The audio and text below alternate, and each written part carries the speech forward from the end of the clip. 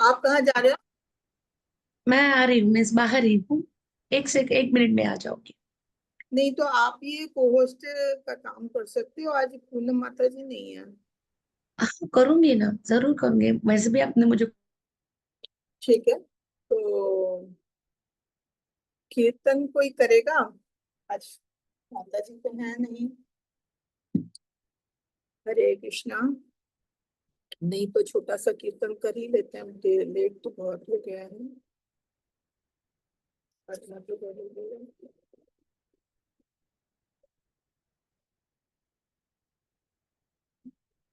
चलिए, सब करें।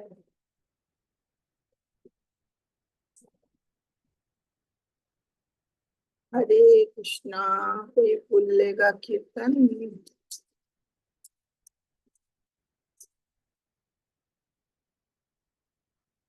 तो कुछ भी कर सकते।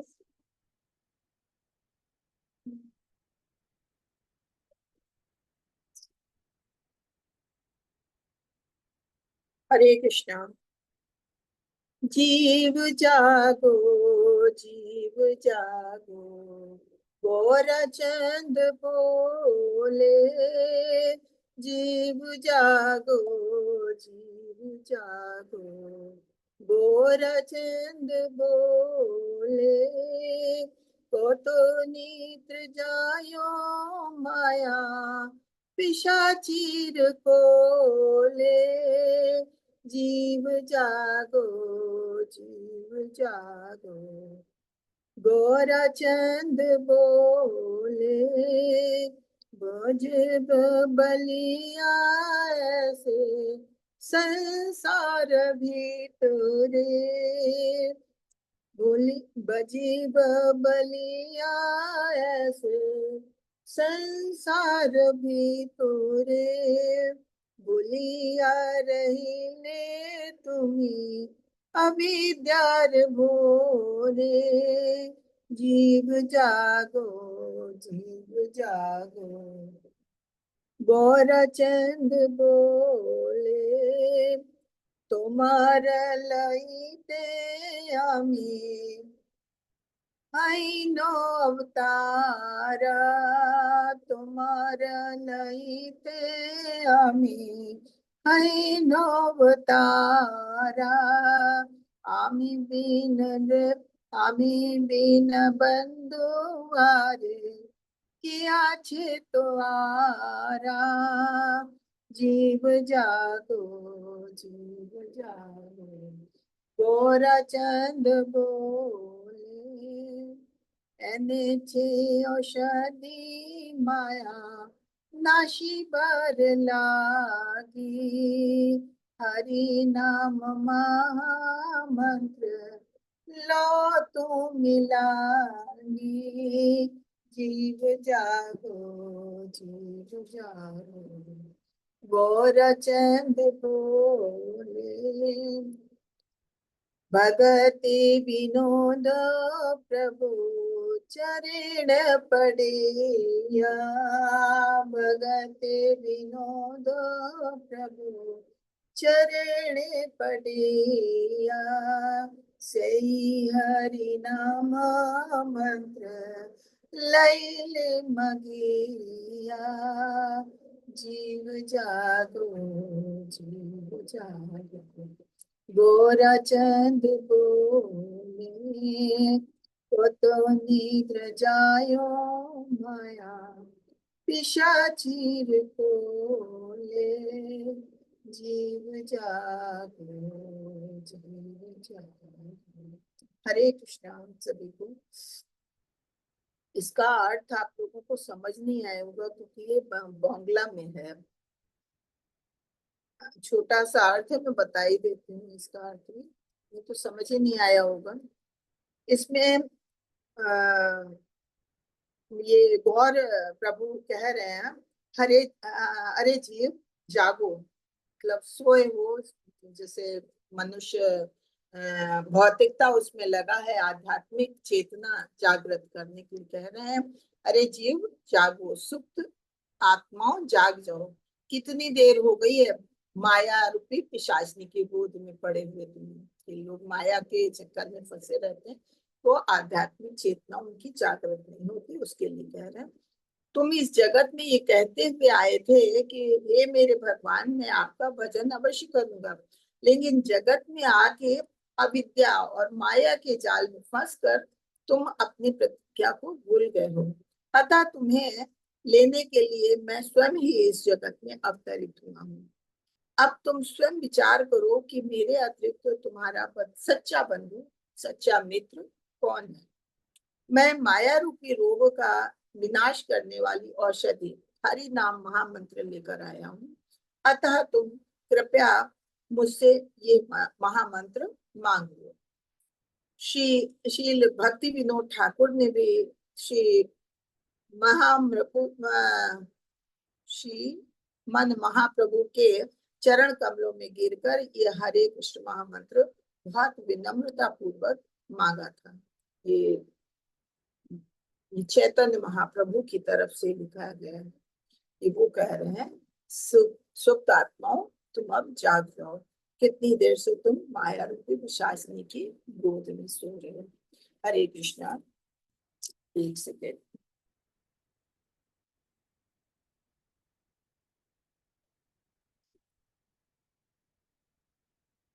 तो समय तो हो गया है, हम मंगलाचरण भी कर लेते हैं। ओम नमो भगवते वासुदेवाय। ओम नमो भगवते वासुदेवाय।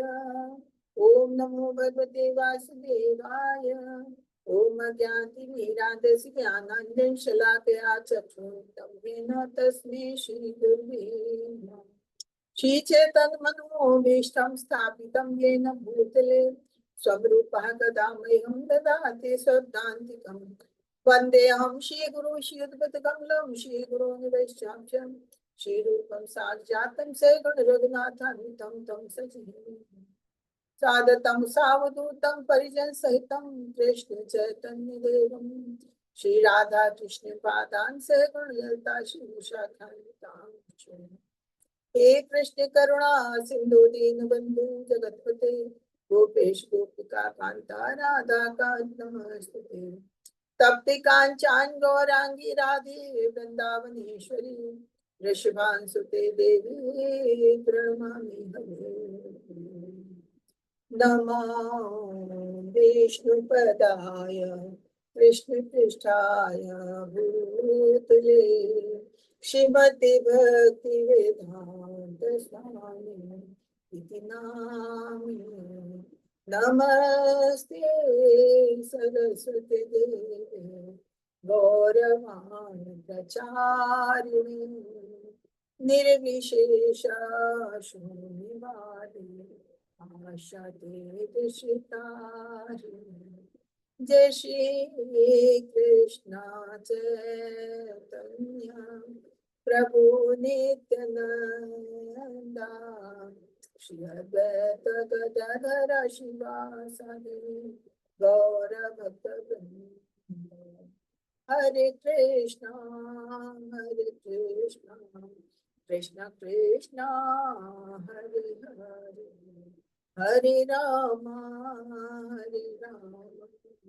राम राम हरे हरे हरे कृष्णा कृष्ण कृष्णा हरे हरे हरे राम राम राम हरे हरे हरे कृष्णा कृष्ण कृष्णा हरे हरे हरे राम राम राम हरे हरे हरे हरे कृष्णा। सभी को सादर प्रणाम। तो सभी का 3 बजे की क्लास में स्वागत है। हम भक्ति रसामृत सिंधु का आज 18वां चैप्टर पढ़ेंगे। हरे कृष्णा।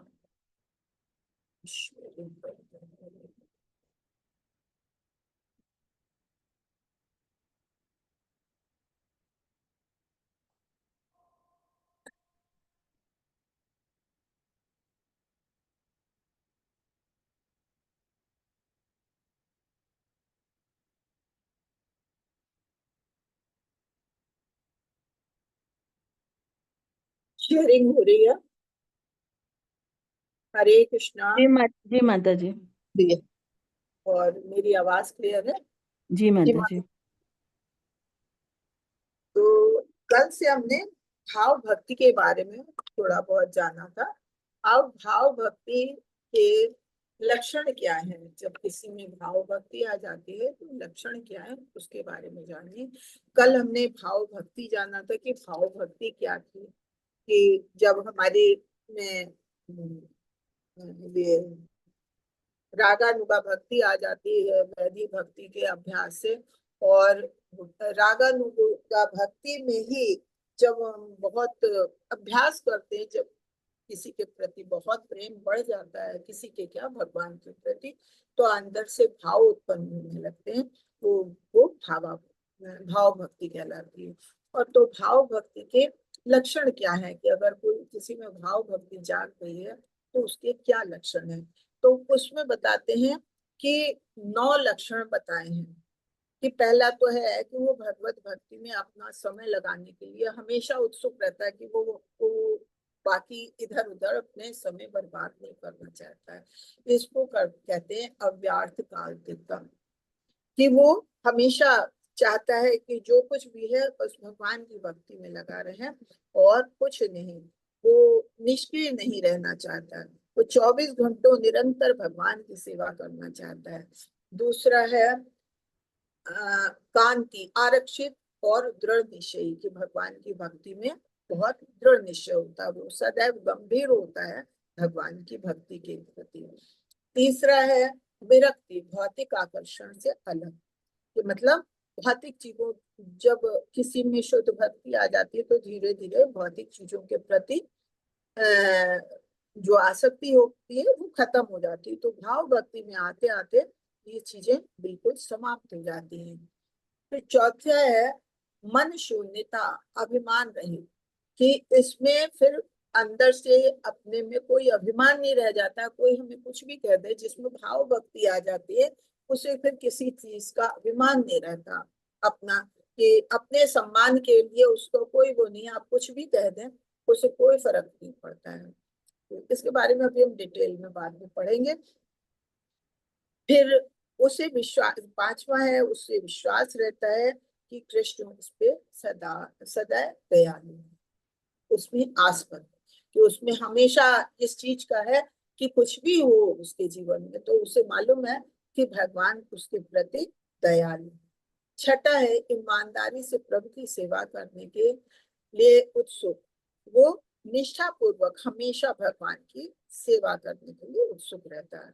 सातवां गाने, नाम गाने सदा रुचि जुड़ी, कि मतलब उसे भगवान के नाम कर संकीर्तन में, भगवान का जहाँ नाम संकीर्तन होता है बस उसमें उसकी रुचि है और उसमें वो मगन हो जाता है। आठवां प्रभु के गुणों का वर्णन करने के लिए उत्सुक, तो भगवान के गुणों का कहीं भी वर्णन करना हो तो हमेशा उत्सुक रहता, उसके लिए वो कभी पीछे नहीं रहता।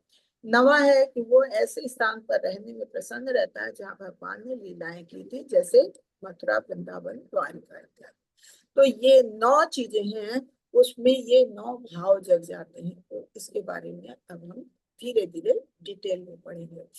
क्यों तो क्या है अर्थ, अव्यर्थ काल, समय का सदुपयोग, कि वो कभी किसी तरह से भी अपना समय बर्बाद नहीं करना चाहता है। कहने का मतलब ये कि ये भौतिक चीजों में लोगों के साथ गपशप करना, इसमें वो समय बर्बाद नहीं करना चाहते। वो चाहता है कि हम पूरा टाइम भगवान की भक्ति करें। कहते हैं अनन्य भक्त से कृष्ण के लिए भाव प्रेम विकसित जिसमें हो गया है, तो वो सदैव भगवान की प्रार्थना करने में अपनी वाणी को लगाता है, कि हमेशा भगवान की प्रार्थना करता है। वो मन के भीतर कृष्ण का सदैव चिंतन करता रहता है, और अपने शरीर की या तो अर्ची विग्रह के समक्ष नतमस्तक होकर नमस्कार करने में, या अन्य किसी की सेवा में लगाता है। तो मतलब भगवान वो जानता है हर चीज में भगवान है, तो वो कहीं ना कहीं किसी न किसी की सेवा में लगा रहता है, कोशिश करता है कि अर्च विग्रह के भगवान की सेवा में लगा रहे। इस भाव व कार्य को करता हुआ कभी कभी आंसू बहाता है। इस तरह उसका शरीर भगवान की सेवा में लगा रहता है, वो एक क्षण भी अन्य किसी कार्य में व्यर्थ नहीं जाने देता। इस मैक्सिमम समय जो है वो भगवान की सेवा में लगाता है। और जब भगवान की सेवा में लगाता है तो क्योंकि भगवान के प्रति उसमें भाव उत्पन्न होते हैं, तो कभी कभी उसमें आंसू निकलने लगते हैं। दूसरा है दृढ़ता, कि भगवान की भक्ति में उसमें दृढ़ता होती है। तो इसमें अभी ऊपर देखा था, दृढ़ता, आरक्षित, सहिष्णुता, वो सहिष्णु होता है।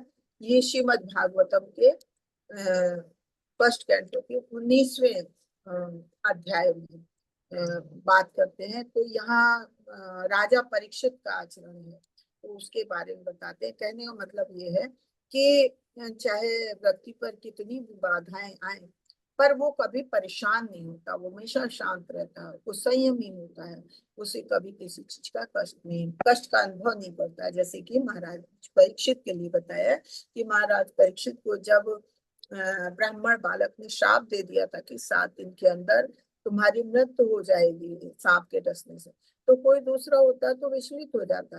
लेकिन यही यहाँ पे परीक्षित महाराज का उदाहरण दिया कि वो अपनी ऐसे श्राप से विचलित नहीं हुए। वे अपनी मृत्यु के समय अपने समक्ष उपस्थित समस्त ऋषियों से कहते हैं कि हे ब्राह्मण, आप मुझे सदा अपना शरणागत दास माने। मैं गंगा के तट पर भगवान कृष्ण के कमल चरणों में हार्दिक भक्ति करने आया हूँ, अतः आप आशीर्वाद दें कि गंगा मैया भी मुझ पर प्रसन्न हो। उस ब्राह्मण बालक का श्राप मुझे लगा है तो लगता रहे। मेरी आपसे प्रार्थना यही है कि आप मेरे जीवन की अंतिम घड़ी में विष्णु के पवित्र नाम का कीर्तन करें, जिससे मुझे उनके दिव्य गुणों की अनुभूति हो। उन्हें ये पता था कि अंत समय में जो भगवान का धाम लेता है, जैसा कि हम लोग भगवद गीता में पढ़े हैं कि अंतकाले जमाने वैस्मन मुक्ता कलेवम व्याप्यात समद्भाव नास्त्यते संशया, कि अंत समय में जो भगवान का ध्यान करता है या जैसा भी ध्यान करता है वैसा उसको आगे जन्म मिलता है। तो भक्त वो बिल्कुल भी इससे विचलित नहीं हुए कि उसे उन्हें किसी ब्राह्मण बालक ने श्राप दिया है कि अरे इतनी जल्दी मृत्यु हो जाएगी।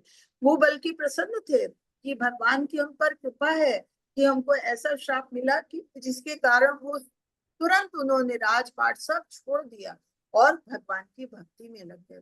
तो उन्होंने वो विचलित नहीं हुए, और वो यही कहते हैं कि सब ऋषियों से वो तुरंत अपना मुकुट उकुट छोड़ के, अपनी राजाओं वाला वेशभूषा छोड़ के, और तुरंत गंगा नदी के तट पे जाके तपस्या करने लगे। 7 दिन उन्होंने बिना कुछ खाए पिए भागवतम सुनी थी सुखदेव गोस्वामी से। तो वहां सुखदेव गोस्वामी जब तक नहीं आए तब तक उन्होंने सब ऋषियों से कहा कि हम चाहते हैं बस आप जो है हम खाली भगवान के पवित्र नाम का कीर्तन करते रहें, ताकि हमें भगवान के दिव्य गुणों की अनुभूति हो सके। तो ये चीज है, ये बताता है कि भक्त के लक्ष्यों में से एक ऐसा भाव है जिसने कृष्ण के लिए भाव प्रेम विकसित कर लिया। उसका एक बहुत बड़ा उदाहरण है महाराज परीक्षित।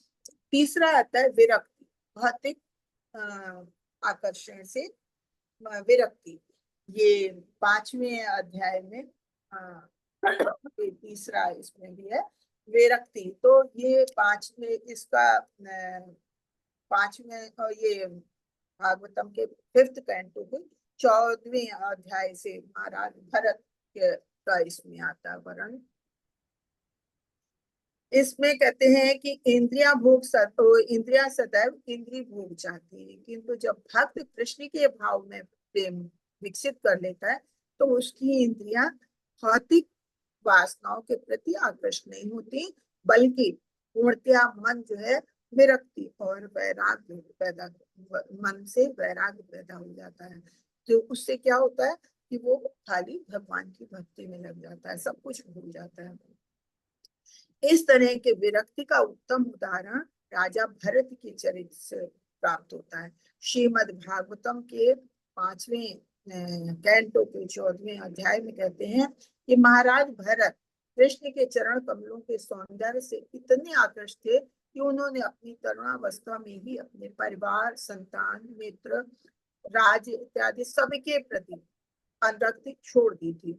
और सबको जैसे सबसे घृणित चीज मल होती है, तो मल के समान उन्होंने अपने परिवार को, अपने परिवार के सदस्यों को, माता पिता भाई बंधु सबको उन्होंने त्याग दिया था। इतनी उनको भगवान के प्रति भाव भक्ति जाग गई थी। तो महाराज भरत जो है वैराग्य के बहुत बड़े उदाहरण गिने जाते हैं। उन्हें भौतिक जगत की सारी भोग वस्तुएं प्राप्त थी, लेकिन उन्होंने उन सबका परित्याग कर दिया था।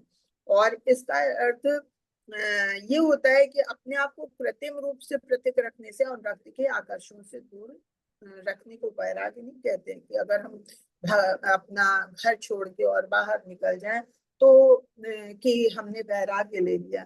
अगर मन में वैराग्य की भावना नहीं है तो घर छोड़ के आप बाहर भी निकल जाएंगे तो आपके मन में ये कृत्रिम वैराग्य हुआ। तो मन में आपकी इंद्रिय तृप्ति की भावना आती रहेगी, फिर आप इधर उधर मुंह मारेंगे और भटकेंगे, तो गलत काम भी कर सकते हैं। तो ये कृत्रिम वैराग्य कहता है। वैराग्य क्या है कि आपके पास सब कुछ होते हुए और फिर भी आप उसका उपभोग नहीं कर रहे, तो वो है असली वैराग्य। जैसा भरत महाराज के लिए कहा गया कि उनके पास सब कुछ था लेकिन फिर भी उन्होंने सब कुछ छोड़ दिया।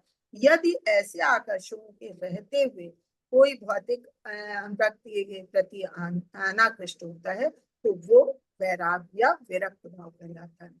निसंदेह नव दीक्षित भक्त को प्रारंभ में अपने आप को सभी प्रकार के आकर्षण से दूर रहने का प्रयास करना चाहिए, किंतु प्रौढ़ भक्ति मतलब जो भक्ति में आगे बढ़ जाता है तो वो तो फिर ऐसी स्थिति में आ जाता है कि जिसमें सारे आकर्षण रहते भी हुए उसको कोई चीज उसको आकर्षित नहीं करती। तो भाव भक्ति तो जब इतनी आगे बढ़ गई है, रागानुगा भक्ति के भी आगे है, तो जिसमें भाव भक्ति आ गई है तो उसको भौतिक चीज कोई भी अपनी तरफ आकृष्ट नहीं कर सकती है। तो ये है विरक्ति का भाव। और उसके बाद आता है पांचवा आसबंध। निश्चय है कि कृष्ण उस पर दया करेंगे। तो ये रूप गोस्वामी की इसमें प्रार्थना आएगी कि जब कोई भक्त शुद्ध साक्षात्कार मतलब शुद्ध भक्ति में आ जाता है और सब चीजों को त्याग देता है तो सभी गुणों से समन्वित होकर अपने पद का गर्व नहीं करता, उसे फिर किसी चीज का अभिमान नहीं रह जाता कि मैं क्या हूँ। उसमें पद्म पुराण में राजा भागीरथ राजा धीराज थे, तो उनका वर्णन आता है कि वो कहते हैं कि वो राजा तो थे लेकिन कृष्ण के प्रति उनका भाव प्रेम इतना विकसित हो गया था कि वे साधु हो गए। सब कुछ होते हुए, इतने बड़े राजा होते हुए, इतना साम्राज्य होते हुए उन्होंने सब कुछ त्याग दिया और एक साधु का वेश धारण कर लिया और अपने राजनीतिक शत्रुओं और अछूतों तक के घर भिक्षा मांगने लगे। मान और अभिमान का मतलब यही है कि अगर हमारे में अभिमान है तो हम किसी के आगे झुक नहीं सकते हैं। लेकिन कहते हैं कि जिसका अभिमान, जिसने अपना अपना मान अभिमान छोड़ दिया है तो फिर उसे किसी चीज के लिए कोई वो नहीं होता, वो किसी के आगे भी भीख मांगने को तैयार हो जाएगा। तो इसके लिए कहते हैं कि आगे तो नहीं है, नहीं अभी ये है। तो ये कहते हैं जिसमें अमान अभिमान नहीं रह जाता है। तो एक तो राजा भगीरथ का पद्म पुराण में आता है किस्सा कि वो उनमें इतनी भक्ति आ गई थी कि अपने राजपाट छोड़ के और वो अपने शत्रुओं से और जो लोग निम्न कुल के थे अछूत लोग उनके यहाँ जाके भी भीख मांगने लगते थे। कि भीख मांगने का मतलब क्या हुआ?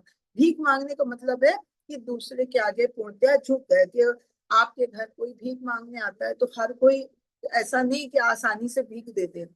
कितने लोग हैं दुत्कार देते हैं, क्या है कुछ काम करो तब पैसा लो, क्या है हर जगह भीख मांगने चले आते। तो भीख मांगने का मतलब है कि उसने अपना अभिमान बिल्कुल त्याग दिया, वो कहीं कोई कुछ भी कह ले। तो ये भाव और मान शून्यता है कि अपने मन में कोई मान नहीं रह गया। तो वो जो है इतने बड़े राजा होके भी किसी के आगे भी, अपने शत्रुओं के आगे भी भीख मांगने के लिए तैयार हो जाते थे। इसके अलावा एक कलकत्ता में के बहुत बड़े जमींदार थे लाल बाबू। वैष्णव, वो भी जब वैष्णव हो गए और वृंदावन में रहने लगे तो वो द्वार द्वार पे जा जाके भीख मांगते थे। और उन्हें जरा भी इस चीज की संकोच नहीं होता था कि हमें कोई क्या कहे। वो अपना सारा कार्य भीख मांग के, भिक्षा मांग के, जो मिलता था उसी को, उसी से अपना गुजारा करते थे। और उनमें अपना अपमान सहने की इतनी शक्ति आ गई थी कि वो कहीं किसी के भी दरवाजे पे जाएं, कोई कुछ भी कह दे, कोई मतलब नहीं, उन्हें भिक्षा मांग के ही अपना कार्य करना होता था। उन्हें सब कुछ अपना छोड़ दिया था। तो ये जो भाव भक्ति वाला मनुष्य होता है, तो उसकी ये स्थिति होती है कि उसे किसी चीज का मान अपमान नहीं रह जाता, वो अपना मान अपमान सब छोड़ देता है। तो ये एक था चौथा गुण। अब पांचवा गुण बताए आसबंद। आसबंद मतलब कि उसे हमेशा ये आशा रहती है कि भगवान उसके साथ है, चाहे जैसी भी स्थिति हो, भगवान उस पर दया करें। उसे किसी का सहारा नहीं। जैसे मनुष्य परिवार के साथ होता है तो सोचता है अरे हमें क्या है, माता पिता तो है ही, पापा देख लेंगे, या भाई तो है ही, हम चाहे कुछ भी करें भाई देख लेंगे। लेकिन नहीं, सब साथ छोड़ दें, लेकिन भगवान ऐसा है, अगर भगवान के शरणागत कोई हो जाता है तो भगवान कभी साथ नहीं छोड़ते। तो जो भाव भक्ति जिसमें जाग जाती है, तो उसे पूरा पूरा भगवान का सहारा होता है। उसे दृढ़ विश्वास होता है कि भगवान हमारा साथ देंगे। तो ये आशबंध जो है एक संस्कृत का शब्द है, आशबंध। क्योंकि मैं भक्ति के सामान्य नियमों का यथाशक्ति पालन कर रहा हूँ, अतः मुझे पूर्ण विश्वास है कि भगवान मेरा भगवत धाम को मैं अवश्य प्राप्त करूंगा। इस संदर्भ में गुरु गोस्वामी की एक प्रार्थना है कि आशाबंध के संबंध में। तो वे कहते हैं कि मुझ में ना तो कृष्ण के लिए प्रेम है, ना कृष्ण प्रेम विकसित करने वाले कारणों, श्रवण कीर्तन, मतलब मुझे कुछ आता ही नहीं, ना मुझे श्रवण करना ना कीर्तन में मेरा कोई प्रेम है। मुझ में वो भक्ति योग भी नहीं है कि जिससे कि मैं निरंतर भगवान का ध्यान करूं, उनकी चरण कमलों के हृदय में अपने अपना हृदय लगाऊं, अपना मन लगाऊं, तो ये भी नहीं है। यहाँ तक कि ज्ञान और पूर्ण कर्मों की बात कहा जाए तो मुझे कभी ऐसा अवसर भी नहीं दिखता कि मुझे में कोई ज्ञान या पुण्य कर्म मैंने कुछ किया हो। फिर सबसे बड़ी बात तो ये है कि मैं निम्न कुल में हूँ। रूप गोस्वामी हालांकि सारस्वत ब्राह्मण कुल के थे, लेकिन जैसे हमने शुरू में बताया था उपदेशामृत में कि ये थे तो सारस्वत ब्राह्मण कुल में उत्पन्न, लेकिन इन्होंने एक नवाब के घर में नौकरी कर ली थी। तो उस समय ऐसा होता था कि अगर किसी ने मुसलमान के यहाँ काम कर लिया तो फिर उसे लोग अपने उसे निकाल देते थे, और फिर उन्होंने मुसलमान का ही नाम रख लिया था, और सारी आदतें भी मुसलमानों वाले, सारे कर्म सारे गुण उन्होंने मुसलमानों वाले अपना लिए थे। तो फिर इसलिए वो कहते हैं, हालांकि बाद में जब उन्होंने वहां की नौकरी छोड़ी और चैतन्य महाप्रभु ने उन्हें अपनाया, दीक्षा दी, तो उन्होंने उन्हें गोस्वामी का दर्जा दिया। लेकिन वो अपने को मानते थे कि मैं निम्न कुल का हूँ, मुसलमान हूँ, उसका हूँ। तो वो कहते हैं कि सबसे बड़ी बात तो ये कि मैं निम्न कुल का हूँ। अतएव हे गोपी जन वल्लभ, मैं आपसे बस इतना प्रार्थना करता हूँ कि मेरी इच्छा बस यही है कि किसी तरह आपके चरण कमलों तक पहुंच सकूं, और यही आशा मुझे पीड़ा पहुंचाती है, क्योंकि मैं अपने जीवन के लक्ष्य में पहुंचने में अपने को सर्वथा असमर्थ मानता हूँ। भाव ये है कि आशाबद्ध शीर्षक के अंतर्गत मनुष्य घोर निराशा में भी आशा बनाए रहता है कि उसे वो भगवत धाम पहुंच जाएगा, भगवान के चरण कमलों का सहारा उसे मिल जाएगा। कि वो गोस्वामी ये कहते हैं कि मैं भक्ति में भी नहीं, मुझे श्रवण कीर्तन भी नहीं आता, मैंने कभी भगवान की सेवा भी नहीं की, मैं निम्न कुल का हूँ, फिर भी मेरी चाहत यही है कि भगवान मेरे साथ, भगवान मुझे अपना ले। तो यहाँ आशा बंद का मतलब यही है कि अगर किसी लायक नहीं है तब भी हम अगर भगवान का सहारा, उसे एहसास होता है कि नहीं भगवान हमारे साथ है। कहते हैं ना, भगवान का नाम है जगन्नाथ।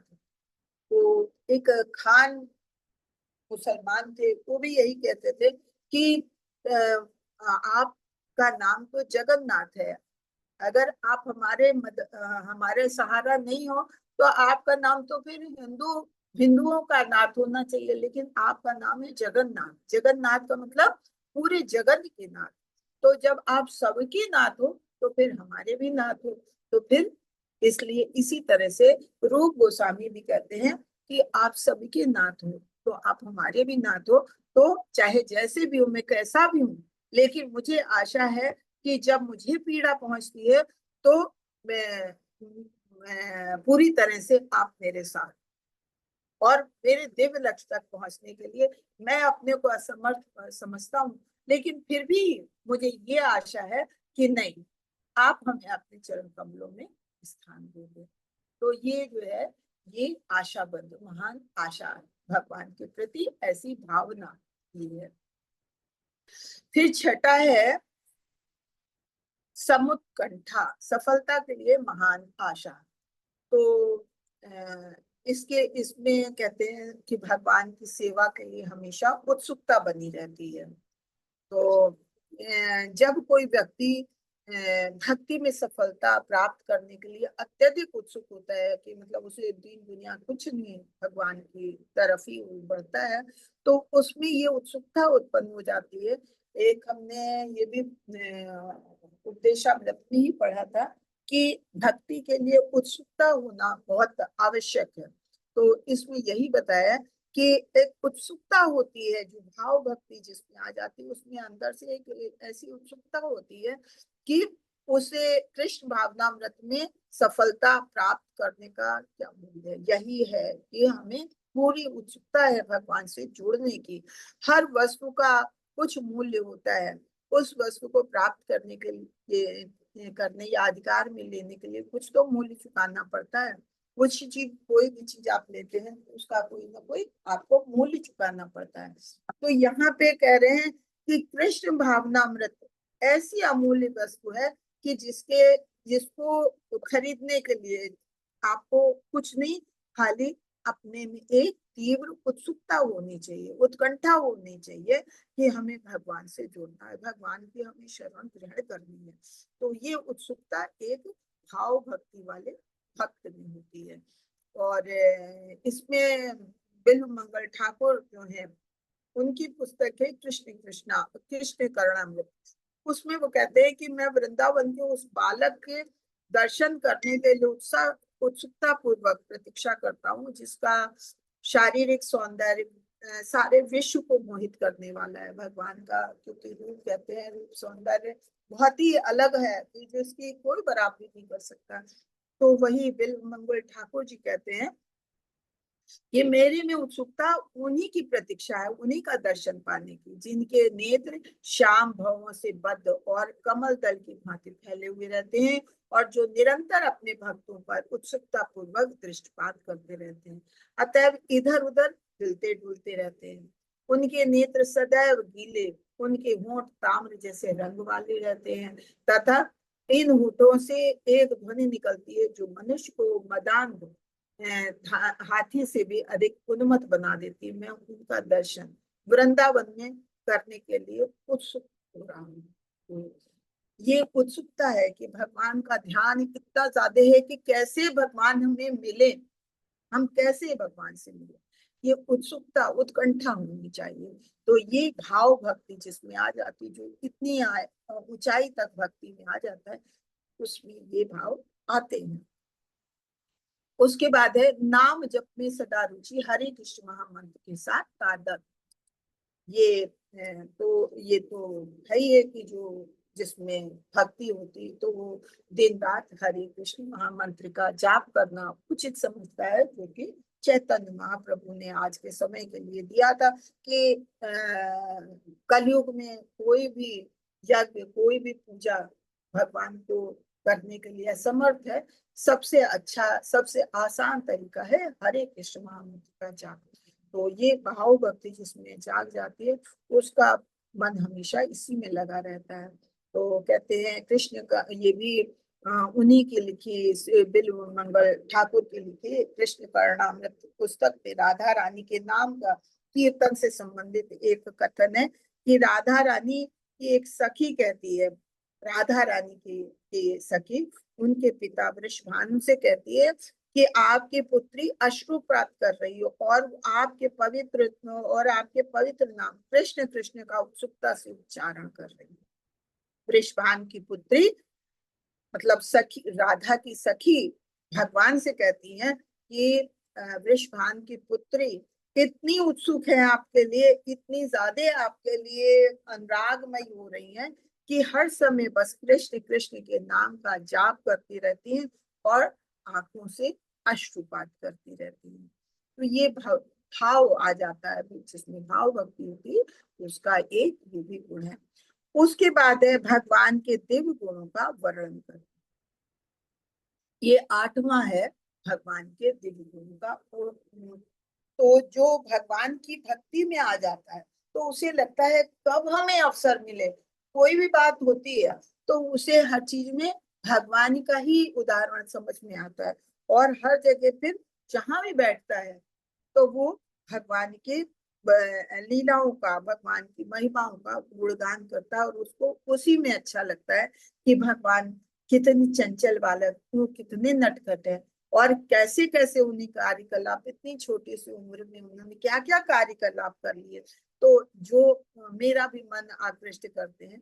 तो उन्हीं के बारे में जहां बैठते हैं तो उन्हीं के बारे में उसका वर्णन करते हैं। तो ये समझ में नहीं आता है कि क्या करें कि जहां भी जाते हैं तो बस मन में भगवान की लीलाएं, भगवान का महिमा वही चीज दिखती है कि अरे छोटे से बालक, 3 दिन का बालक, 6 दिन का बालक जिसने पूतना का वध कर दिया, अरे इतना छोटा सा बालक उसने वृत्तासुर का वध कर दिया, इतना सा बालक 7 साल का बालक जिसने एक छोटी सी उंगली पे इतना बड़ा पर्वत उठा लिया। तो ये सब चीजें मतलब उसके मन में जो भाव भक्ति में आ जाता है, उसके मन में और किसी के बारे में कुछ नहीं सोचता, उसके मन में हमेशा यही भाव होते हैं कि भगवान के जो दिव्य गुण है वही उसके मन में गूंजा करते हैं, कहाँ इसका वर्णन करने को मिले, कहाँ सुनने को मिले, ये चीज होती है। उसके बाद लास्ट है कि ऐसे स्थान के प्रति आकर्षण होता है जहाँ भगवान की अपनी लीलाएं हुई, जिसका वर्णन कह रहे हैं पद्मावती ने, रूप गोस्वामी ने किया। रूप गोस्वामी ने जगह जगह वर्णन किया, जैसे हम अभी तक पढ़ते आए हैं। तो वहां ये कहते हैं कि रूप गोस्वामी कहते हैं कि इस स्थान पर समस्त ग्वाल बालों के राजा नंद महाराज का पुत्र अपने पिता के साथ रहता था। इसी स्थान पर कृष्ण ने उस शकट नाम का भंजन किया था जिसमें शक्टासुर असुर छिपा हुआ था।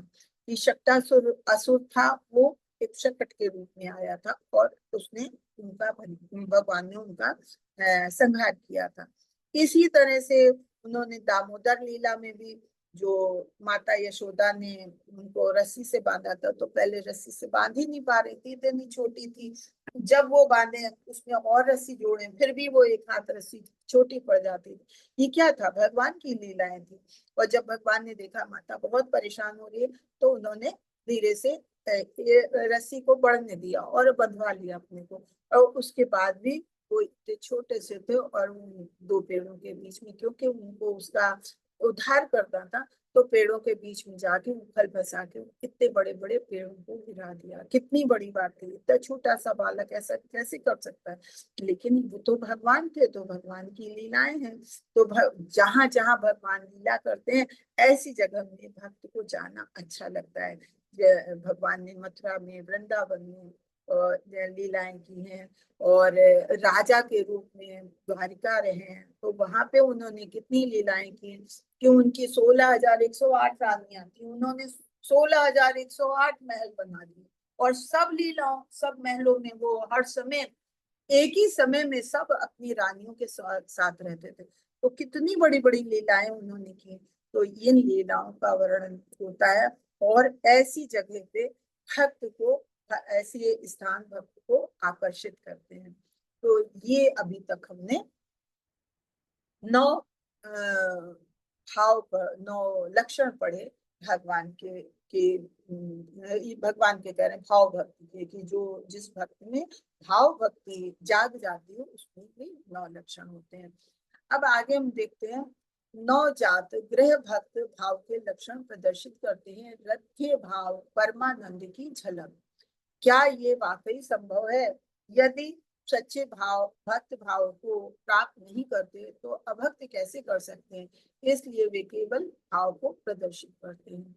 रथ भाव के प्रभाव प्रकार, प्रतिबिंब चिंतनशील या छाया।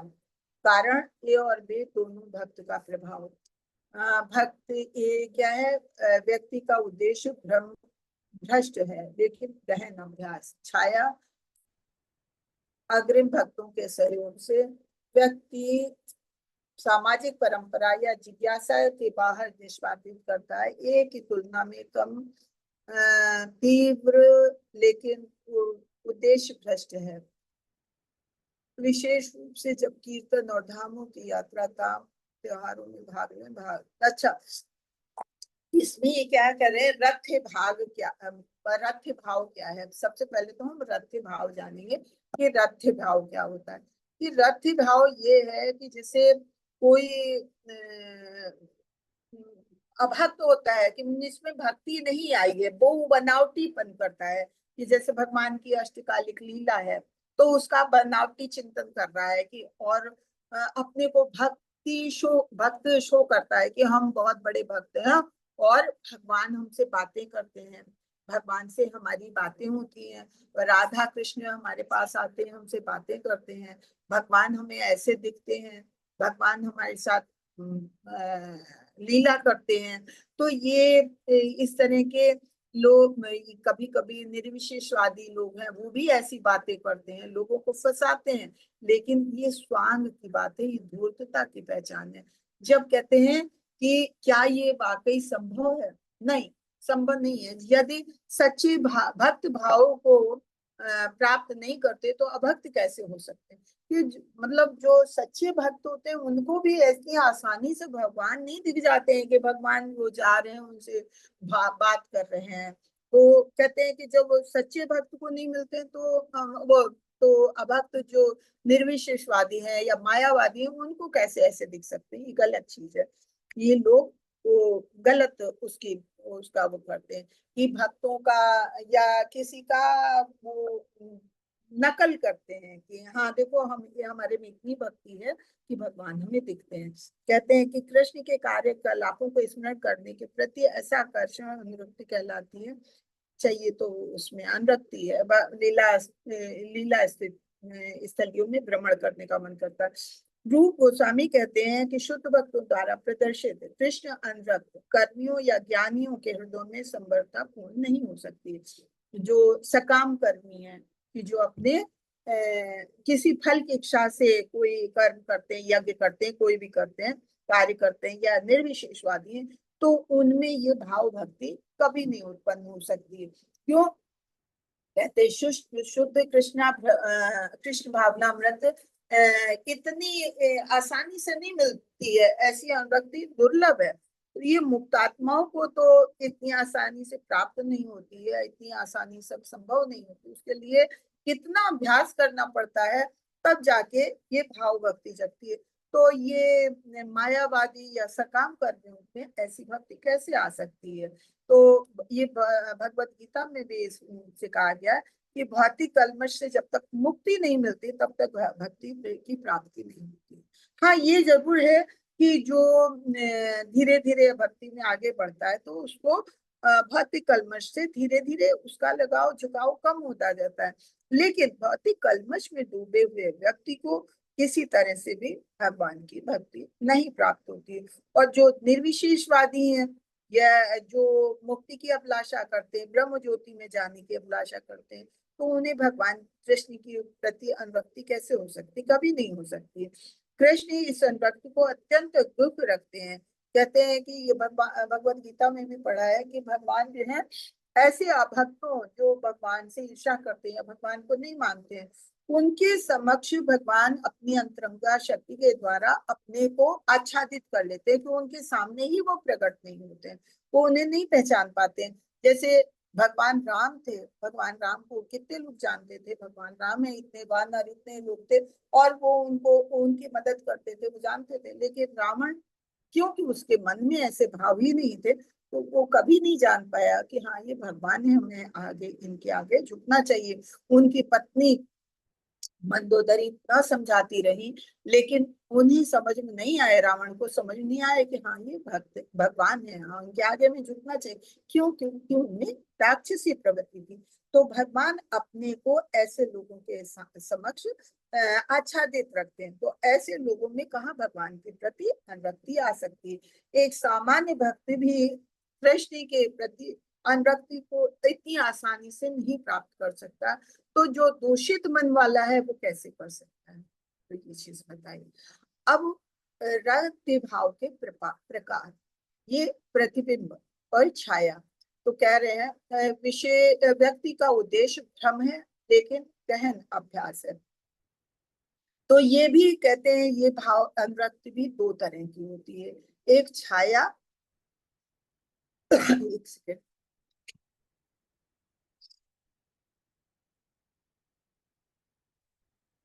एक छाया अनुरक्ति होती है और एक है प्रामाणिक गुरु के मार्गदर्शन की।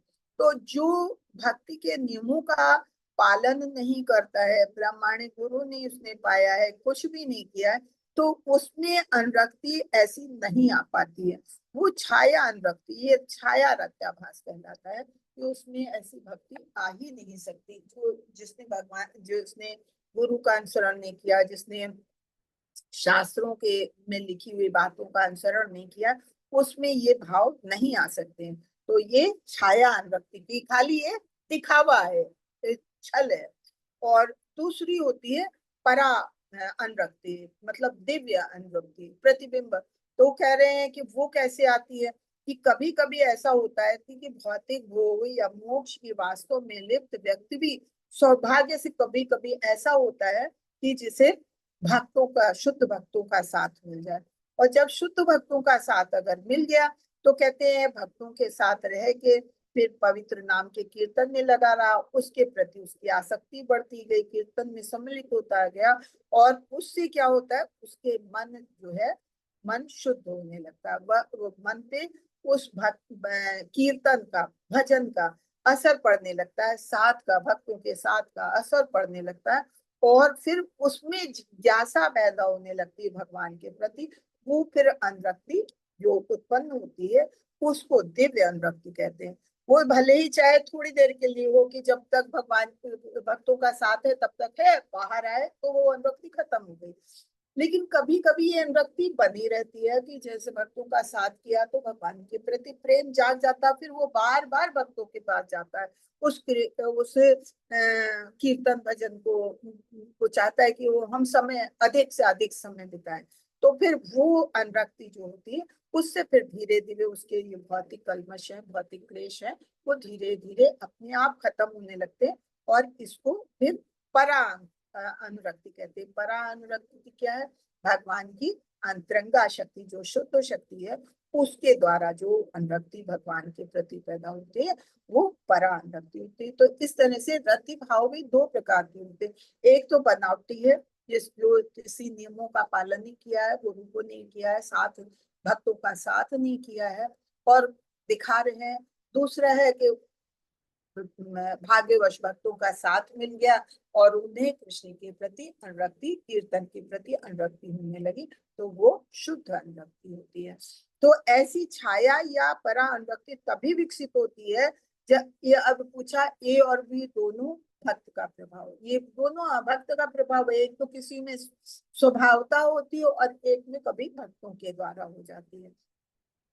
तो कहते हैं कि जब मनुष्य किसी शुद्ध भक्ति के संगत में रहता है या मथुरा या वृंदावन जैसे पवित्र स्थानों में जाता है, तो यदि किसी साधारण व्यक्ति में कृष्ण के प्रति अनुरक्ति विकसित हो जाती है और सौभाग्य से शुद्ध भक्तों की संगत में भक्ति कर्म करने लगता है, तो वो शुद्ध भक्ति को प्राप्त हो सकता है। निष्कर्ष ये निकलता है कि ऐसी अनुरक्ति किसी सामान्य व्यक्ति में भी दिखे तो वो शुद्ध भक्ति की संगत में रहकर सिद्धावस्था को प्राप्त हो सकता है। मतलब अगर साधारण व्यक्ति है, वो भी अगर शुद्ध भक्तों की संगत में रहे, तो वो भी शुद्ध भक्त, भाव भक्ति उसमें भी आ सकती है।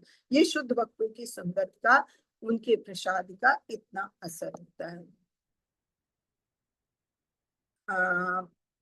रथ्या भाव को वास्तविक भाव में कैसे बदले, अनपेक्षित लक्षण जो वास्तविक है। गुरु की सेवा, दया का भाव, अपराधों द्वारा अवरोध, जो भी आसक्ति वास्तविक या काल्पनिक है वो लुप्त हो जाएगी और क्षीण हो जाएगी। सबसे बुरा अपराध संपूर्ण के साथ एक ना, अव्यक्तता संपूर्ण के साथ एक ना। अच्छा, पूर्व जीवन में भक्ति का शेर था, अब अपराधों के कारण अस्थायी रूप से रोक दिया जाता है, केवल शुद्ध भक्तों के सहयोग से ही निरंतर प्रगति हो। हाँ, तो ये कहते हैं कि ये ये रथ्य भाव को वास्तविक भाव में कैसे बदले। वो अभी हम जैसे बता रहे थे, रथ्य भाव वास्तविक भाव में कैसे बदला जाता है। तो या तो गुरु की सेवा, कोई गुरु को पकड़ लिया, कोई गुरु मिल गया तो गुरु का सहारा मिल गया, तो गुरु की सेवा की और उनका जो गुरु का दया भाव हमारे ऊपर हुआ तो गुरु हमसे प्रसन्न हुए, तो उससे हमें भाव भक्ति हमारे में जाग सकती है। और दूसरा, अपराधों द्वारा अवरोध। ये भक्ति तो आती है लेकिन हमने जो अपराध किए वो हमें अवरोध डालते हैं। यदि कोई व्यक्ति मोक्ष के नियमों या ब्रह्म ज्योति में तल्लीन होने में लिप्त रहता तो भाव भक्ति या छाया परा अनुरक्ति में परिणित हो जाते हैं, अन्यथा वे अहंग उपासना का रूप धारण कर लेते हैं। वो जीव की ओर संकेत करती कि परमेश्वर या परम ब्रह्म मानने लगता है और आध्यात्मिक अनुभूति प्रारंभ करता है। अद्वैतवाद कहलाते, अद्वैतवादी अपने ब्रह्म का। हाँ, ये क्या है, अपराध बोध क्या है कि आसक्ति ब्रह्म ज्योति में होने लगी। अब भगवान की सेवा तो करने चले, हमारे में रथ्या भाव आया कि हम पहले तो झूठ, रथ्या भाव को उन्होंने गलत कहा है कि एक तो कृत्रिम रूप है कि कह रहे हैं भगवान हमारा हमसे बात करते हैं, हम अपने को इतना दिखा रहे हैं, हम इतने बड़े भक्त बन गए। लेकिन फिर भी ये चीजें गलत हैं, लेकिन कभी कभी फिर भी उसमें भी कहते हैं कि ऐसा होता है कि अगर ऐसा दिखाते दिखाते भक्तों का साथ हो गया तो भक्ति आने लगती है। लेकिन फिर उसमें अवरोध क्या होते हैं कि अगर भगवान के प्रति भक्ति आने लगी लेकिन कोई निर्विशेषवादी है तो उसका मन किस में गया, ब्रह्म ज्योति में एकाकार होने के लिए वो उसका मन करने लगा, तो फिर ये उसका अपराध बोध हो जाता है। फिर उससे उसकी भक्ति जो वो क्षीण हो जाती है, फिर वो भगवान की भक्ति शुद्ध भक्ति में नहीं जा सकता है, क्योंकि निर्विशेषवादी जो है वो शुद्ध भगवान के रूप को मानता नहीं। तो अगर ये अपराध बोध कर दिया, अपराध उसमें बीच में आ गया, भगवान की भक्ति आई लेकिन फिर भी क्या आपका मन जो है वो निर्विशेषवादी की तरफ चला गया कि हम भगवान के साथ एकाकार होना चाहते हैं, ऐसे मन में भाव आने लगे तो फिर वो भगवान की भक्ति से दूर हो जाता है। तो कभी कभी ये देखा जाता है कि नव दीक्षित भक्त बड़े उत्साह से कीर्तन और नृत्य में भाग लेता है, किंतु उसके मन में ये भावना रहती है कि परम पुरुष से एकाकार हो गए, कि मतलब भगवान से भक्ति भगवान के कीर्तन में लगा। तो जो शुद्ध भक्त होगा तो उसके मन में कभी ऐसा भाव नहीं होगा कि हम जो है हम भगवान के साथ एकाकार हो गए। वो शुद्ध भक्त तो हमेशा नम्र विनम्र बना रहता है कि हम, जैसे रूप गोस्वामी के बारे में अभी हमने पढ़ा, ये वो कहते हैं हमारे में तो कोई काबिलियत ही नहीं, हम तो ना कीर्तन में, ना भजन में, ना नाम जप में, किसी में हमारा मन ही नहीं लगता, हम तो आपकी सेवा भी नहीं कर पाते, हम तो किसी काबिल अपने को नहीं समझते। लेकिन जो नव दीक्षित है, जो जिसमें ये भाव भगवान के भक्ति के नहीं आते, तो वो फिर थोड़ी देर भगवान का कीर्तन कीर्तन करके उसमें दिखावा आने लगता है, ये भाव आने लगते हैं कि हम भगवान के साथ एकाकार हो गए। तो जब ये शुद्ध भक्ति से विद्या भिन्न होता है, किंतु ये पाया जाए कि नियमों का पालन किए बिना व्यक्ति उच्च स्तरीय भक्ति को प्राप्त कर चुका है, ये समझना चाहिए कि पूर्व जन्म में भक्ति पद प्राप्त किया था, कि अगर वो भक्ति में आया किसी तरह से भी तो वो ये एहसास होना चाहिए कि वो जरूर उसने पूर्व जन्म में कुछ ऐसे कार्य किए हैं जिससे भक्ति में उसका मन लगा। जैसे कह रहे पूर्व जीवन में भक्ति का शेर था, कि अगर पिछले जन्म में भक्ति कुछ की है तो उसका असर भी होता है कि ऐसे, जैसे हमने पढ़ा पहले भी, कि ऐसे परिवारों में जन्म मिलता है कि भक्ति को हम आगे बढ़ा सकें, तो ऐसे भक्तों का साथ भी मिल जाता है। लेकिन जब मन में फिर भाव गलत आ गए तो भक्ति छूट जाती है। अब अपराधों के कारण अस्थायी रूप से रोक दिया गया। क्यों? भक्ति तो आप में विकसित हुई, क्यों? क्योंकि पूर्व जन्म का भी आप में असर था, पूर्व जन्म में भक्ति की थी, तो इसलिए ऐसा हुआ कि भक्तों का साथ मिला, नियामक सिद्धांतों के साथ भी भक्ति उसने विकसित की। लेकिन फिर अगर मन में गलत भाव आने लगे कि हाँ हम तो भगवान के साथ एकाकार हो गए, तो ऐसे अपराध जो है फिर भक्ति को वहां पे रोक देते हैं। केवल शुद्ध भक्तों के सहयोग से ही निरंतर प्रगति हो सकती है। तो अगर शुद्ध भक्ति करते रहेंगे और ऐसे मन में अपराध नहीं लाएंगे, तभी भक्ति आगे मिल सकती है। तो ये एक तरह से दूसरा मौका मिलता है कि अगर ये अगर हमें फिर भी इतना सब करने के बाद भी हमें साथ मिला, किसी न किसी कारण से क्षणिक रूप से व्यवधान आ भी गया, संभवतः भक्त के चरण कमलों में पर दिया गया अपराध था, पर एक दूसरा अवसर मिलने पर भक्ति विकसित की जा सकती है। निष्कर्ष ये निकलता है कि भक्ति में निरंतर प्रगति शुद्ध भक्तों की संगत से प्राप्त की जा सकती है। कि ऐसा भाव आया और उसके बाद भी निरंतर उन भक्तों के साथ हैं जो कीर्तन में, जिनके साथ कीर्तन करके हमारे मन में भाव आया था, तो अगर उनके साथ फिर भी कीर्तन भजन में लगे रहते हैं तो ये दूसरा मौका होता है, तो उससे भी भक्ति फिर से विकसित हो सकती है। एक तो पूर्व जन्म का आपके ऊपर था कि आप पूर्व जन्म में भक्ति की थी, तभी आपको भक्तों का साथ मिला, फिर मन में ऐसे अपराध आ गए और उसके बाद भी वो भक्तों का साथ करता रहता है, तो ये दूसरा मौका होता है। तो इससे कभी कभी शुद्ध भक्तों की संगत से फिर से निरंतर निरंतर प्रगति बनी रहती है। आगे पढ़ते हैं। यदि भाव मंच के व्यक्ति में दोष हैं, ऐसे कैसे पहचानना चाहिए? गंभीर नहीं, क्योंकि रुके हुए निशान क्षण भर के लिए प्रकट हो सकते हैं। दोषों की अवहेलना उनकी भक्ति के पर शीघ्र ही सिद्ध हो जाएंगे। नरसिंहपुरा। हाँ, कहते यदि कोई अपने भक्ति पद पर क्रमशः प्रगति कर सकता है तो इसे कृष्ण के हेतु की कृपा मानना चाहिए। कि अगर हम भक्ति पे गिरते नहीं और निरंतर प्रगति कर रहे हैं तो इसमें भगवान के हेतु की कृपा होती है। भक्तों का तो साथ मिला, भक्तों का साथ भी कैसे मिलेगा? जब तक भगवान की कृपा नहीं होगी तब तक हमें भक्तों का साथ भी नहीं मिलता है। भगवान के हेतु की कृपा होती है तभी हमारा मन भक्ति में जाता है, तभी हमें भक्तों का साथ मिलता है। तो कहते हैं इसी कृष्ण के हेतु की कृपा समझनी चाहिए। यदि कोई व्यक्ति भौतिक भोग से पूर्णतया विरक्त रहता है और उसने शुद्ध भक्ति भाव विकसित कर लिया है, और यदि कभी वो आदर्श भक्ति का पालन ना करता हुआ प्रतीत हो तो उसे उससे द्वेष नहीं करना चाहिए। जैसे यहाँ बताया दोषों की अवहेलना, कि अगर कोई शुद्ध भक्ति में आ गया, भाव भक्ति तक आ गया है और कभी उससे कोई गलती हो गई, मतलब इतना भक्ति भाव में विकसित हो गया है, इतनी भक्ति उसकी विकसित हो गई है, लेकिन फिर भी कभी उससे कोई अपराध हो गया है इसी वजह से, तो उसको दोषी नहीं समझना चाहिए।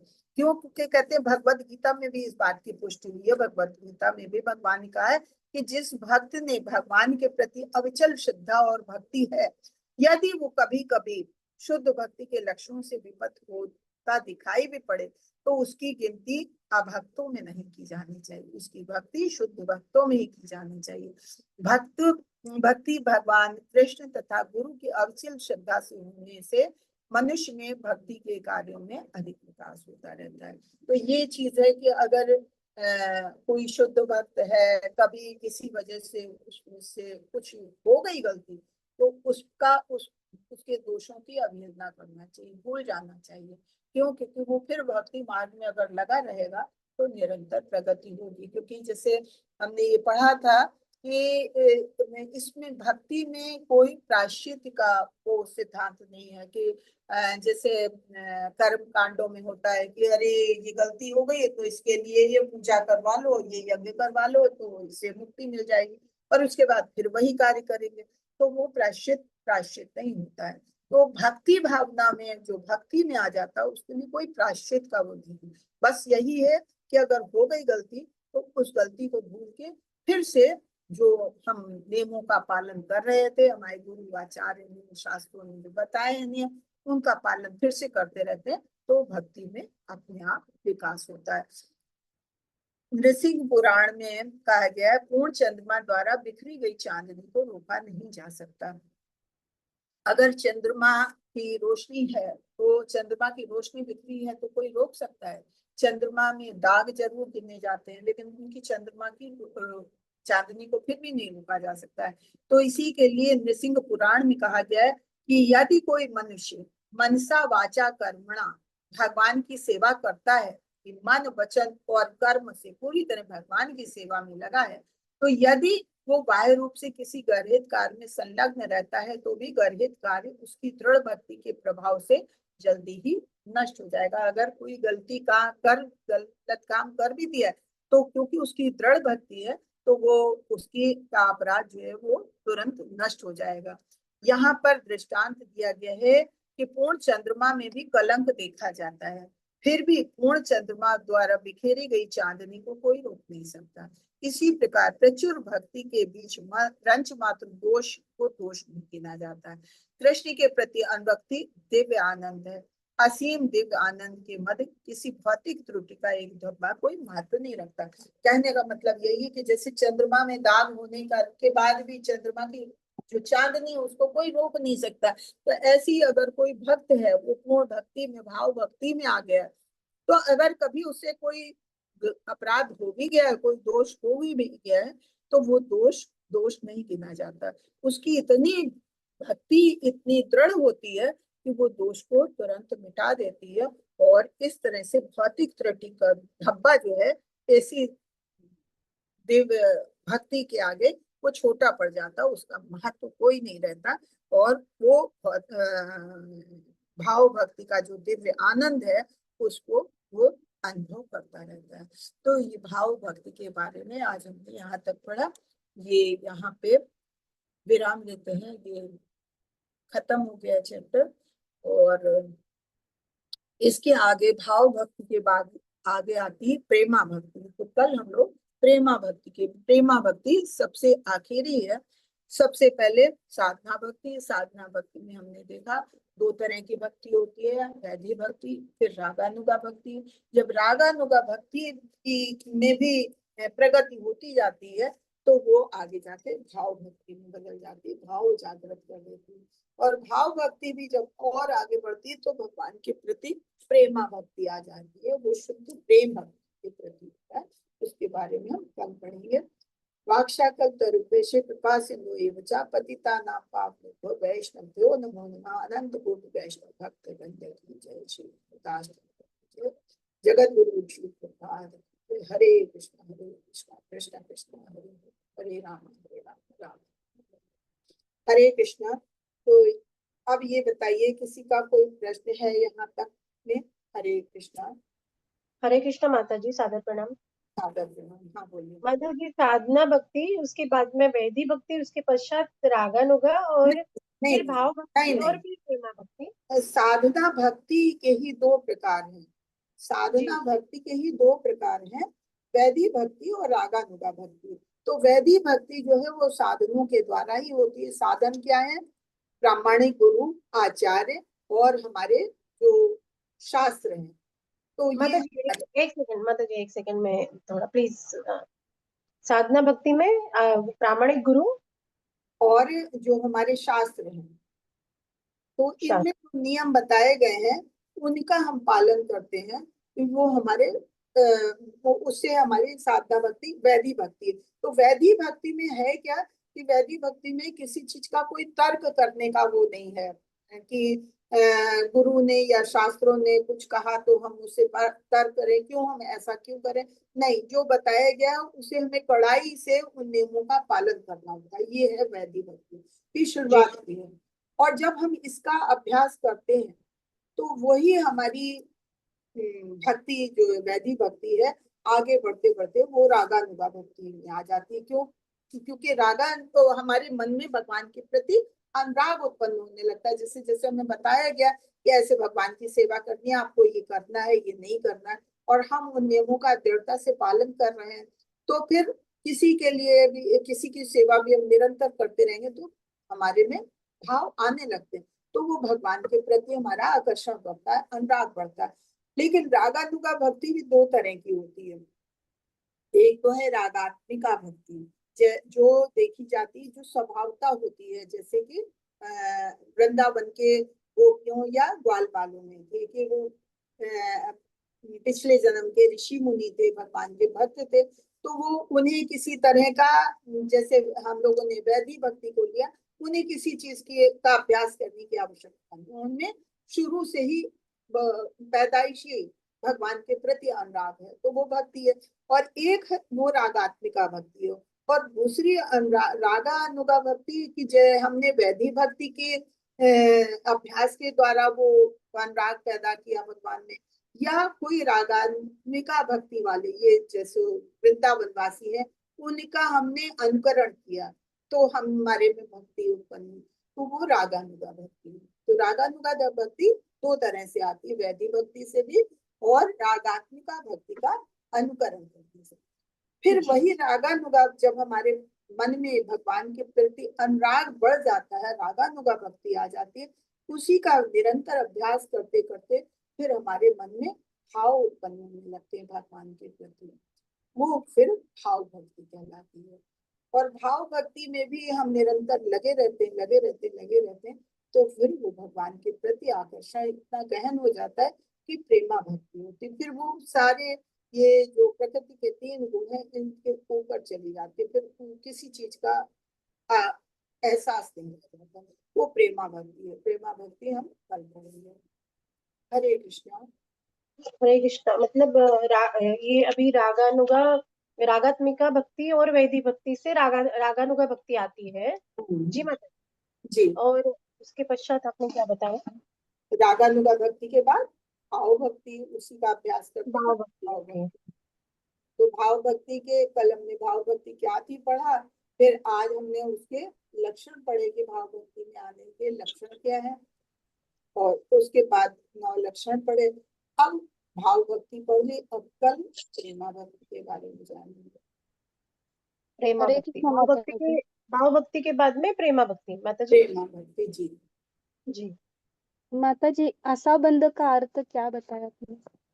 आशा, आशा बंध का अर्थ ये है कि एक भक्त को हमेशा ये आशा रहती है कि भगवान हमारे साथ हैं, भगवान हमारी हमेशा मदद करेंगे, और वो भगवान का साथ, कभी चाहे उसको कष्ट भी आए तो उसे वो विचलित नहीं होता है, चाहे जितने बड़े कष्ट आ जाए वो विचलित नहीं होता, उसे ये रहता नहीं भगवान हमारे साथ हैं, भले ही हमें कुछ भी नहीं आता है, हम कुछ भी भगवान के साथ नहीं कर सकते हैं, भगवान की सेवा नहीं कर सकते, लेकिन फिर भी उसे एक आशा रहती है कि नहीं, भगवान हमारे साथ हैं और भगवान हमारी हर चीज में मदद करेंगे। तो ये एक आशा होती है।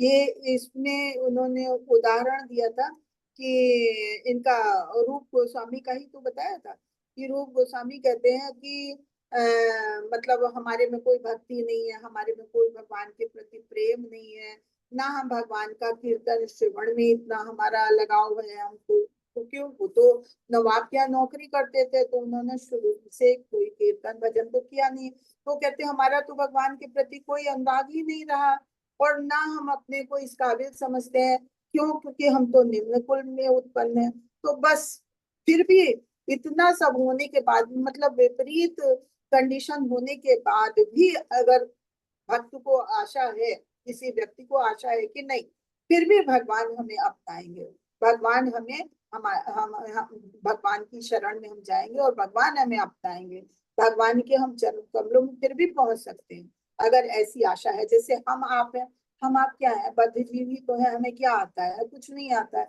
हम भगवान के लिए क्या कर सकते हैं, कुछ नहीं कर सकते हैं, हम तो भौतिक सुख भोग रहे हैं, भौतिक चीजों में लगे हुए हैं, अपने परिवार में लगे हुए हैं, लेकिन फिर भी एक आशा है कि नहीं, हम भगवान से जुड़ेंगे, क्यों नहीं भगवान हमें जोड़ेंगे, हम ऐसा करेंगे, भगवान हमें अपने में जोड़ेंगे, हम भगवान की भक्ति करेंगे, हम भगवत धाम को जाएंगे, ये आशा ही तो है हमारी, तभी तो हम लगे हुए हैं, नहीं तो हम क्यों करते हैं? अगर हम ये आशा नहीं होती तो ऐसी तैसी, जब हमें कुछ मिलना ही नहीं है, इससे कोई फायदा ही नहीं है, तो हम क्यों लगे जाएं? लेकिन नहीं, हमें एक आशा है, भगवान के प्रति विश्वास है कि नहीं, भगवान हमें जोड़ेंगे। भगवान तो इतने दयालु हैं, जब बड़े बड़े दानवों को उन्होंने पार कर लिया, बड़े बड़े राक्षसों को पार कर दिया, तो हमें क्यों नहीं जोड़ेंगे? भगवान हमें अपने से जोड़ेंगे। तो इसलिए ये एक आशा होती है भक्त के मन, तो वो निराश नहीं होता किसी तरह से, ये आशा और होती और माता जी, अष्टकालीय लीला का अर्थ, ये क्विज में क्वेश्चन आए, अष्टकालीय लीला का अर्थ, अहंग्रह उपासना का सिद्धांत क्या है? है। हाँ हाँ। ये एक अहंग्रह उपासना का सिद्धांत क्या है? एक क्विज में क्वेश्चन आए, तो कुछ पता नहीं चला है 18th अध्याय के। अहंग्रोपासना होगा। ग्रह उपासना का सिद्धांत क्या है? शीतल। अष्टकालीय लीला का अर्थ क्या है? अच्छा। तो ये अभी तो हुआ नहीं ना, ये अष्टकालीय लीला क्या कल? अष्टकालीय लीला इसमें आई तो नहीं है। अष्टकालीय लीला उन्होंने ये कहा कि अष्ट, कहीं पे शब्द तो आया था, लेकिन अष्टकालीय लीला के बारे में यहाँ नहीं बताया है। हालांकि अष्टकालीय लीला वही है जब काली नाग ने पूरा यमुना के जल को दूषित कर दिया था, और भगवान को ये पूरा जल दूषित हो गया था, तो जो भी उनके साथ, भगवान के साथ के ग्वाल बाल थे, गाय थी, उन लोगों ने जब वो जल पिया तो सब मर गए। तो फिर भगवान को ये हुआ कि ये तो बहुत गलत है, तो भगवान सीधे उसी यमुना में के जल में कूद पड़े। और फिर वो तो नाग बहुत ही जहरीला था, लेकिन भगवान तो भगवान है, भगवान उसके फणों के ऊपर नृत्य करने लगे। और वो नृत्य क्या कर रहे थे, वो एक एक फण के ऊपर अपना पैर मार के उसके फनों को कुचल रहे थे, तो लोग समझ रहे थे कि ये नृत्य कर रहे हैं, तो वो अष्टकालीय लीला है। लेकिन उसके बारे में इसमें तो कहीं कुछ नहीं दिया है कि अष्टकालीय लीला क्या है। हाँ, उपासना का दिया है कि, ये दिया है यहाँ पे कुछ, यदि कोई व्यक्ति मोक्ष नियमों में या ब्रह्म ज्योति में तल्लीन होने में लिप्त रहता है, तो उसके भाव क्रमशः छाया या परा अनुरक्ति में परिणत हो जाते हैं। अन्यथा वे ग्रहोपासना का उदाहरण कर लेते हैं। ये अहंग्रोपासना उस जीव की ओर संकेत करती है जो अपने आप को परमेश्वर या परम ब्रह्म मानने लगता है, कि ये एक अहंकार वाली भावना होती है कि वो अपने को परम ब्रह्म मानने लगता है। तो ऐसे लोग जो हैं, भाव भक्ति उनमें नहीं आती है, कि जिनमें एक तो मोक्ष प्राप्त करने की और या ब्रह्म ज्योति में लीन होने की। ब्रह्म ज्योति में लीन कौन होते हैं? ये निर्विशेषवादी, और मोक्ष की अभिलाषा योगियों को होती है।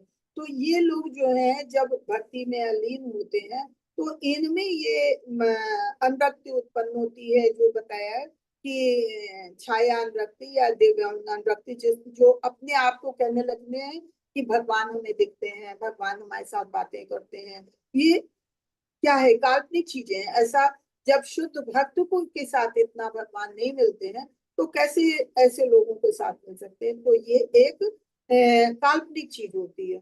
लेकिन ऐसा भाव जिनमें आता है, वो अपने आप को भगवान, परमेश्वर या परम ब्रह्म मानने लगते हैं। तो और आध्यात्मिक अनुभूति होने की प्रारंभ हो जाती है कि भाई हम जो कुछ हैं, हम परम ब्रह्म हैं, हम भगवान हैं। तो ऐसी भावना जो उत्पन्न होने लगती है, उसको अहम ग्रुप उपासना कहते हैं। ये आपके इसमें 18वें चैप्टर में है, लास्ट का एक, दो, चार, मतलब पीछे से अगर 8वें 18वें श्लोक चैप्टर में पीछे से जाएंगे, तो चौथा पैरा है, उसमें आपको मिल जाएगा ग्रुप उपासना। आज तो नहीं था ना माता जी ये नहीं, सिखाने में? आज मैंने ये बताया तो है, उपासना के बारे में तो बताया था, ये तो ठीक है। बताया था। तो फिर कल अभी ये भक्ति रसायन सिद्धू खत्म होता है, तो फिर आगे कौन से क्वेश्चन क्विज में कौन सा पढ़ना है क्या? नहीं, इसी में है, इसी में है, तो इसके बाद तो फिर बुक खत्म हो जाएंगी। कल हमारा लास्ट है, कल प्रेमा भक्ति का चैप्टर, उसके बाद समाप्त हो जाएगी किताब। मतलब क्विज क्वेश्चन तो बहुत सारे हैं ना अभी लेवल 3 में। 18 तक तो इतना ही है। अभी ये कुछ आप सिखाए ना अभी तक हाँ, है। हाँ, 18 तक और आगे बहुत सारी क्विज क्वेश्चन है अभी। तो आप वो कौन ऐसा सा करिएगा, पढ़ना है? नहीं, आप ऐसा करिएगा जो आपको ईशोपनिषद के हैं माता जी बाद में। हाँ जी। हाँ ईशोपनिषद के हैं, आईएसओ के हैं बाद में, ईशोपनिषद अच्छा, के। ईशोपनिषद के होंगे, हाँ ईशोपनिषद के होंगे। ईशो तो 3 किताबों के हैं ना, उपदेशामृत के, ईशोपनिषद के हैं और हाँ, भक्ति भक्ति रस। रस रसामृत और के फिर भी हैं। अगर आपको नहीं, कोई भी क्वेश्चन नहीं आते हैं, तो आप किसी भी बुक के, उसमें लिखे होंगे किस बुक के हैं, कौन से हैं, तो आप हमसे पूछिएगा। कोई इवन हमको तो लगता है शायद चैप्टर भी दिया हो क्वेश्चन क्या गया, लेकिन अगर नहीं दिया होगा तो आप मेरे से पूछिएगा। ठीक है, ठीक है माता जी। आपको हाँ कहीं दिक्कत आती है तो आप हमसे पूछिएगा, आप हमें क्वेश्चन जो है व्हाट्सएप करिएगा और हम फिर देख के हम आपको बताएंगे। हरे और कृष्ण माता जी। हाँ जी, पहले ईशोपनिषद और उपनिषद के तो क्वेश्चन आंसर हो गए थे, फिर भी दोबारा आ रहे हैं इसमें। अब ये मुझे पता नहीं, फिर ये तो पहले दोनों के हो गए थे। क्योंकि हम तो खोल भी नहीं सकते ना आपके ये लिंक, आप लोगों का है ये लिंक, क्योंकि हम लेवल 3 में नहीं है तो हम खोल भी नहीं सकते। ये खाली लेवल 3 वाला ही खोल सकता है, तो तो हम मतलब फिर ये दोबारा से करने होंगे हमको सारे क्वेश्चन आंसर। नहीं, नहीं, सारे दोबारा नहीं करने, एक बार एक बुक की माता एक जी, बार दिमाग। मंगलाचरण हो गया क्या माता जी? हाँ जी। ओके, हरे कृष्ण। अरे एक बार हो गए ना हमारे।